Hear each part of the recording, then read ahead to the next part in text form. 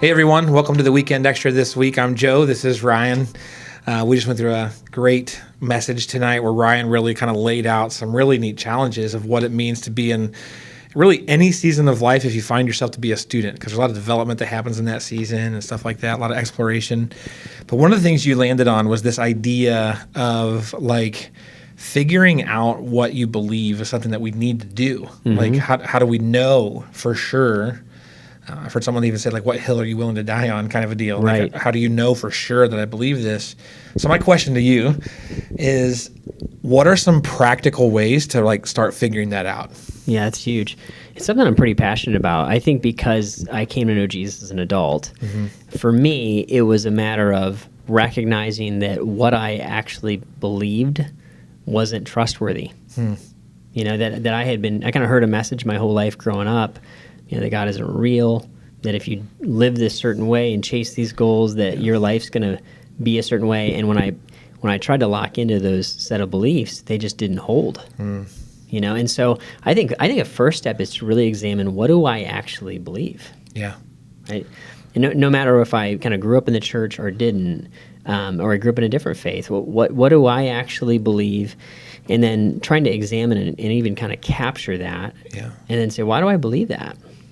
Was I just told that? Is there a real, reliable source for what I believe? Yeah. And is that going to work? Does that hold water? Yeah. And for me, I found growing up not following Christ, my answers didn't work. Yeah. They just didn't work. And so I think that's step one, kind of identifying what it is, and then going back and saying, what's the source of that? And then it's really helpful to have friends to be able to walk it through with and ask questions about. I think if you grew up in the church or somebody's investigating a faith in Jesus, then really looking, working, and interacting with the Bible itself. And the source of our faith is the fact that Jesus rose from the dead. Yep. At the end of the day, Yep. That's why we believe the Bible, right? And that's why we would say the Bible is the authority for our lives. And so looking into that, Yep. did Jesus rise from the dead? Yep. Did that guy get up? And if he did, he might really be God. Right. And if he's God, then he's going to be my God. And so working that through a little bit. And there's some great resources out there. I think of The Case for Christ is a phenomenal resource. And then actually hanging out with somebody that knows how to use the Bible. Yeah. And beginning to use it myself.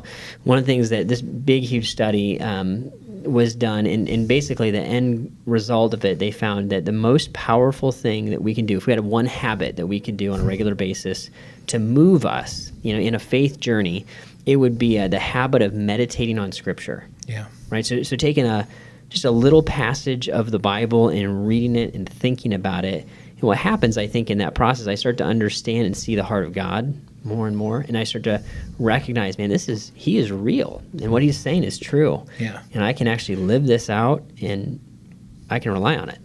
Yeah, I heard someone once say, and I've seen this a bunch with people that are starting to read the Bible, like what you tend to default to is like you open it up and you just start reading. And let's say you're like, well, I want to read for 15 minutes. You just read solid for 15 minutes. And I think what you're saying when it comes to meditate, among other things, is like, no, find a passage. Yep. And read it and reread it and pray over it and reread it and maybe write a verse down that's really sticking out to you and like go after that one. What is God trying to say here? Not just, I'm just reading from chapter 3 to chapter 17. Yep. The actual meditation part. Maybe it's 2 or 3 verses. Maybe it's 1. Yeah. A big thing I love to do is write down verses on a note card and think about them. But that stuff really causes me to move. And I think when you do it around the topic, if you're investigating your faith, around the topic of who Jesus is, right? So we always say start in the book of John. Yeah. You get to know Jesus, and you get to know him as God, right? Kind of that's how John would point to the fact that Jesus is God. He did all these miraculous things, and see all that. I love the other thing that you hinted at strongly, but you hint that we need to surround ourselves with people that already are kind of a little bit farther down the road.